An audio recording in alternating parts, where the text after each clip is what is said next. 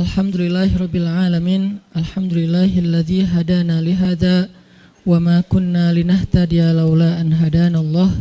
Asyhadu an la ilaha illallah wahdahu la syarikalah wa asyhadu anna Muhammadan abduhu wa rasuluhu la nabiyya ba'dah.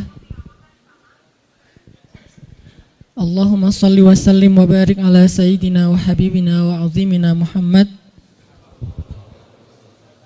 wa ala alihi wa sahbihi wa man tabi'ahu ila yaumil qiyamah. Rabbi syrah li sadri wa yassir li amri wahlul 'uqdatan min lisani yafqahu qawli.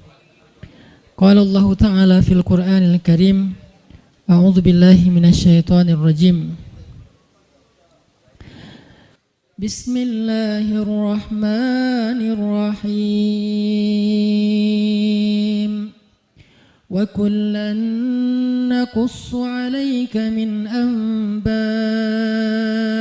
rusuli ma nuthabbitu bihi fuadak wa ja'aka fi hadhil haqqu wa maw'izatun wa dzikra lil mu'minin. Dan semua kisah-kisah Rasul kami ceritakan kepada engkau Muhammad, agar dengan kisah itu kami teguhkan hatimu, dan di dalamnya telah diberikan kepada engkau kebenaran, nasihat, dan juga ada peringatan bagi orang-orang yang beriman. Bismillahirrahmanirrahim.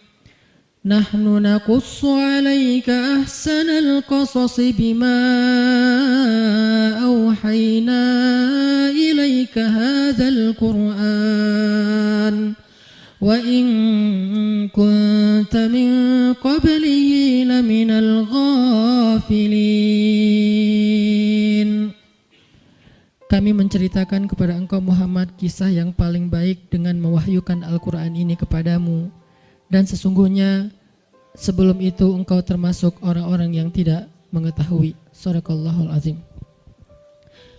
Teman-teman sekalian, alhamdulillah kita bisa kembali bertemu dan bermajelis dalam halaqah ilmu setiap Rabu malam ini. Dan di akhir tahun ini kita memulai satu halaqah baru dalam kajian sharing Rabu malam, yaitu halaqah Darsus Sirah atau mempelajari sirah nabawiyah. Kita coba untuk mendalami kisah-kisah atau cerita dan sejarah dari kehidupan orang yang paling mulia, yang paling agung, yang rasa-rasanya nggak ada yang lebih pantas untuk kita pelajari kehidupannya dan kita kenal sosoknya daripada Muhammad Rasulullah SAW. Sampai targetnya apa? Sampai kita bisa mengenal Nabi lebih daripada kita mengenal keluarga kita. Itu baru kita disebut dengan orang yang mencintai Nabi. Jadi kalau kita bilang mencintai Nabi tapi kita nggak terlalu kenal Nabi, cuman tahu namanya dan tahu sepenggal dua penggal kisah yang nggak terlalu jelas tentang beliau, kayaknya ucapan kita itu belum terbukti. Karena orang yang mengenal seseorang baru disebut mengenal kalau dia tahu betul tentang cerita orang itu. Misalnya kita mengatakan saya kenal fulan, saya sahabatnya fulan, apalagi sampai mengatakan saya mencintai fulan. Kita nggak mungkin mengatakan itu kalau kita nggak kenal orangnya. Kalau sampai kita mengklaim mengenal Nabi tapi kita nggak tahu apa-apa tentang Nabi kecuali secuil kisah, berarti jangan-jangan kita belum jujur. Nah, harusnya seperti apa kita mengenal Nabi?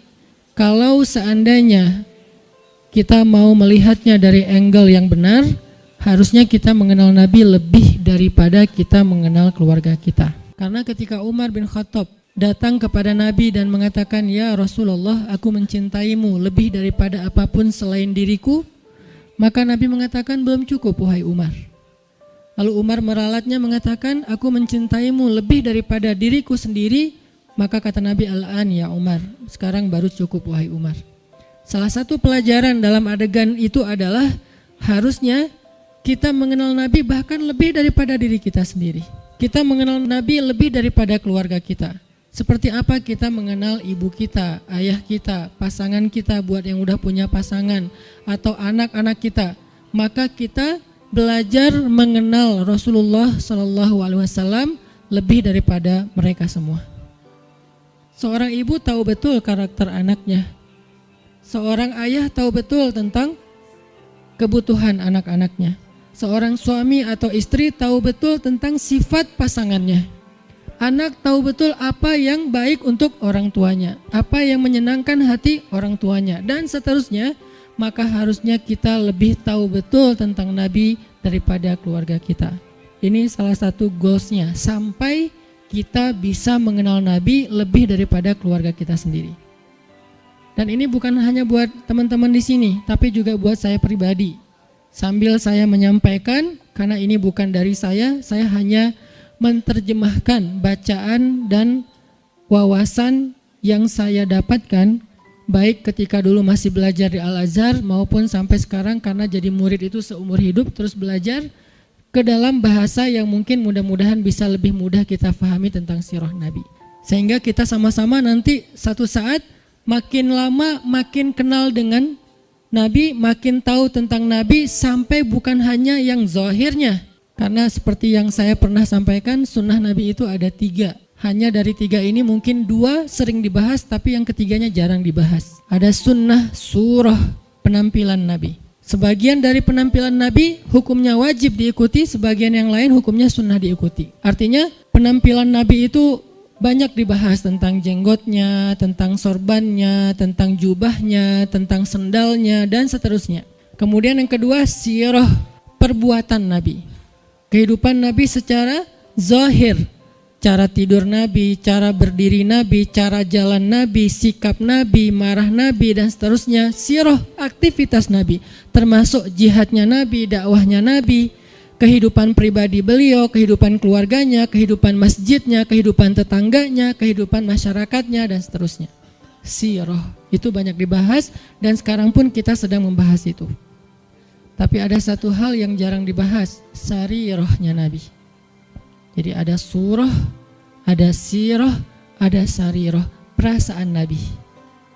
Apa yang membuat Nabi bahagia, apa yang membuat Nabi sedih, apa yang membuat Nabi berkenan, apa yang membuat Nabi gak suka, apa yang membuat Nabi sakit hati, apa yang membuat Nabi berkesan di dalam hatinya, gimana Nabi memaafkan kesalahan orang lain, apa yang membuat Nabi malu, apa yang membuat Nabi marah.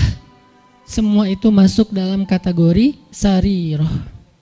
Gimana Nabi orangnya sangat menjaga perasaan, sehingga paling gak suka menyinggung orang lain atau memberatkan orang lain, membebankan orang lain. Itu namanya sarirah.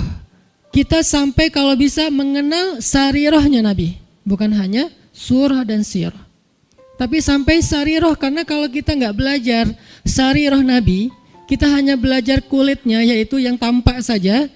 Jangan-jangan semakin kita mengetahui sunnah Nabi, semakin kita jadi bikin orang nggak nyaman, semakin galak, semakin eksklusif. Bahkan jangan-jangan gak sengaja kita semakin merasa paling benar. Padahal Nabi SAW sendiri dengan sarirah beliau adalah orang yang paling menyenangkan. Gimana Nabi jadi orang yang paling menyenangkan? Itu sarirah, bukan sirah, bukan surah. Nabi menyenangkan bukan hanya karena beliau ganteng, itu udah pastilah. Tapi banyak orang ganteng tapi nyebelin ya. Ada orang, ya kencang di belakang. Ada cewek makin cantik, makin bikin kita kayak gak nyaman gitu. Kenapa gak nyaman? Karena mungkin kecantikan dia itu jadi fitnah, kecantikan itu bikin dia jadi jutek atau apa.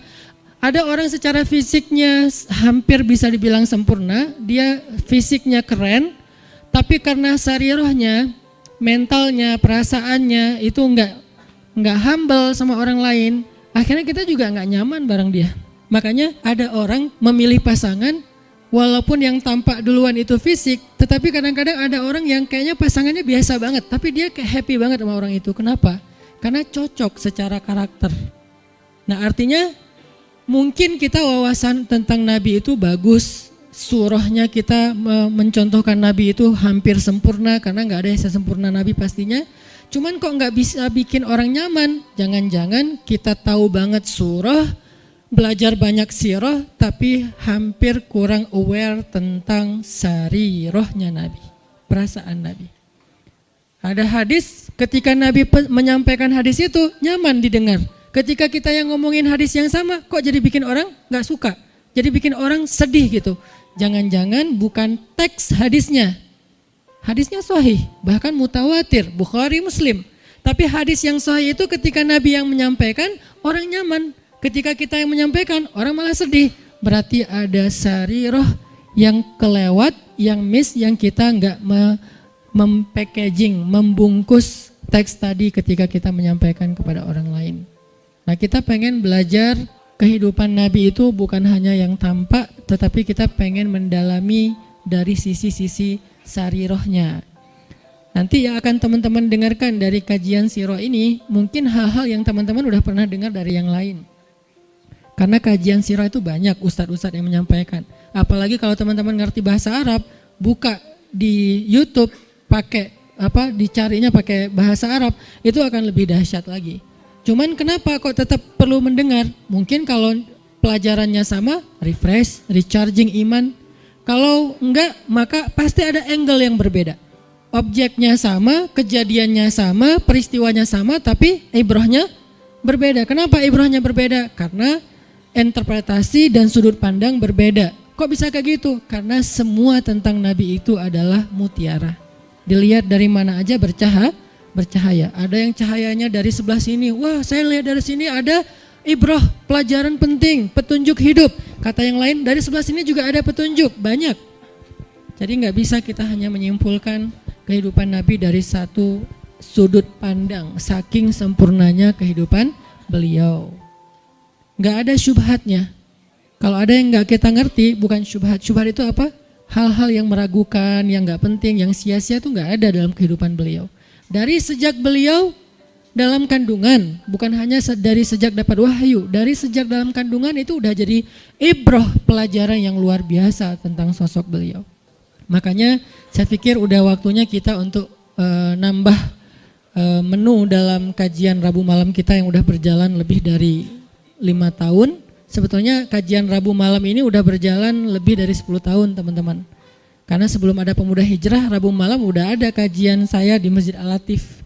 Cuman dulu kajiannya yang hadir paling 15 orang, 20 orang. Kalau Persib lagi main libur ya. Alhamdulillah kemudian dengan adanya Pemuda Hijrah kita kerja dakwah bareng-bareng jadi rame, kemudian jadi berkembang. Artinya dulu tuh kajian kita tuh udah sempat masuk ke level apa, kemudian kita coba lightkan lagi supaya semua orang bisa nyaman dengan bahasa-bahasa taklim. Dulu udah agak bold tuh. Makanya saya bilang dulu kajian kita tuh membahas tentang rijal, para tokoh-tokoh kesatria Islam. Saya pernah bahas Ikrimah anaknya Abu Jahal, seberapa kerennya Ikrimah. Saya bahas juga tentang kisahnya Imam Hasan Al-Basri, Ibnul Musayyib, Umar bin Abdul Aziz. Sampai yang terakhir sebelum datangnya Pemuda Hijrah, kita membahas Nuruddin Zinki. Dulu tuh udah sampai ke pembahasan rijal, tokoh-tokoh Islam. Tapi karena kebutuhan dakwah dengan segmen yang lebih luas, kita pakai menu yang lebih light lagi. Sekarang cengeknya dikurangin, ya. Jadi light, jadi semua orang bisa makan, anak kecil juga bisa makan nasi gorengnya. Tapi itu udah berjalan 5 tahun. Sekarang saatnya pakai tambahan cengek, lebih lada dikit. Supaya apa? Supaya lebih nikmat, supaya lebih kerasa. Nah ini kita tambahin dengan sirah. Saya pikir semua teman-teman yang hadir di sini adalah orang-orang yang udah lama ngaji, udah rajin ngaji, udah ngejar taklim. Yuk belajar sirah sama-sama sampai kita mengenal sosok Nabi seperti kita mengenal keluarga kita.